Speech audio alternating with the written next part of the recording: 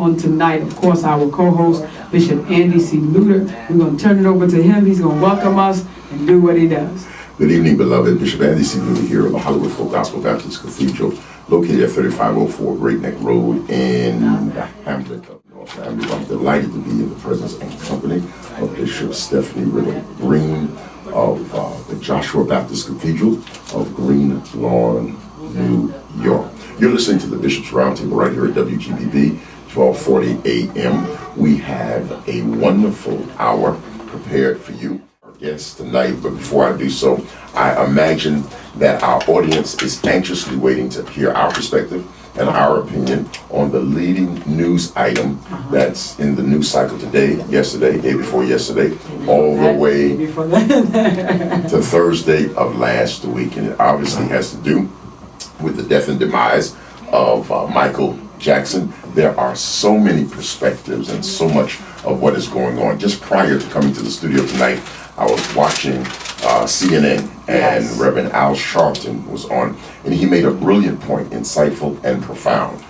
He indicated that his interest as a civil rights leader was to ensure that Michael Jackson's legacy is treated fairly and consistent with those that have preceded him. And he mentioned names like Elvis Presley and Frank Sinatra, all of whom had deficits in their character, defaults in their personality, but the media did not dwell on that once they died, and he wanted to make sure that the treatment of Michael Jackson was consistent with celebrities of the past. And so I wanted to give a quick moment to kind of talk about that, to see where we are.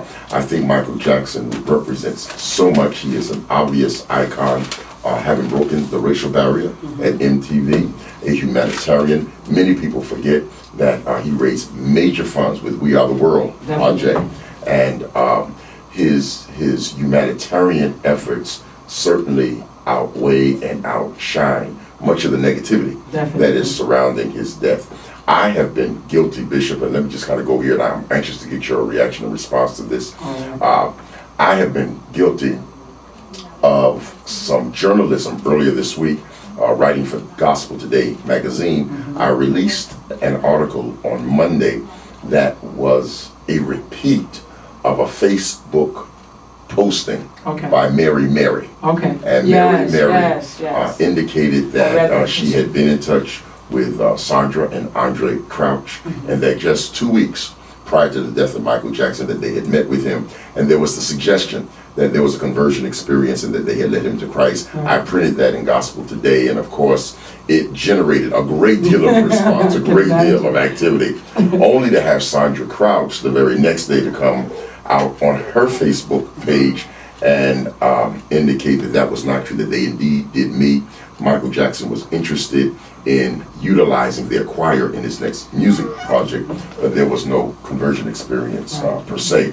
And talking to Pastor Roy Curtin of the Manor organization today, he indicated that just the fact that Michael was in the presence of religious personalities so close to his demise, he felt was a divine appointment in and of itself. And so he sought to bring that out, and of course he made reference to what profit a man to gain the whole world, and then of course lose his soul, and that is perhaps a capsulated abbreviation of what Michael has gone through. Well, Bishop, you know, I tried to talk a little bit about this on last week because it was still very fresh for us on last week. However, first let me just say that I was going to grow up and marry Michael Jackson, and all of my children's last name was supposed to be Jackson. Let me just the new first Michael Jackson. And I think that myself and every woman 50 and under is mourning the death of our play husband in our minds. My mindset was there's two things. The first was Janet Jackson got up at the BET Awards and spoke for her family. Thank you so much. Spoke for her family, and in doing so, she said to everyone else, he was an icon, but to me and to the rest of us, he was family. Yes. And so I think that's so very important. First of all, for us to be reminded of is that no matter what his shortcomings was, no matter what his downfalls were, he was family to somebody. One of the things that we as a Christian community have to understand and realize is that you can't save somebody once they're in the grave. And so that's why we have to work while it is still day. we have to work while the Lord can yet be found. That makes the scripture far more profound. Sure. Search him while he can still, seek him while he can still be found. Mhm. And so we're all trying to figure out where Mike will end up. And so my suggestion has been, just as we say every time we stand in front of a body, this is not for those who have crossed over, this is for those who are living. And my suggestion is that someone woulda, shoulda, could have ministered to him. We don't know if they did. We don't know if they didn't. But I'm praying for his family strength. Sure. Definitely praying for his family strength. What struck me, and I didn't know, Bishop, was that his brother was Muslim. That's right. That's Yeah, right. I didn't know that. Yeah. I didn't know that. In one of his newscasts, he said, and Michael, Allah is with you, or Allah be with you, or something of that nature. And I said, wow, because I thought the family had a Jehovah's Witness That's right. theory behind them. But I think that he is an icon. I think that he is a humanitarian.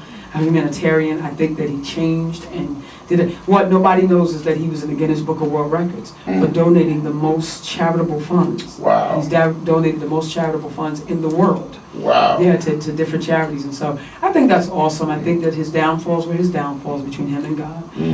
But that we have to make sure that we get the people before they leave and not try to save them after they're gone.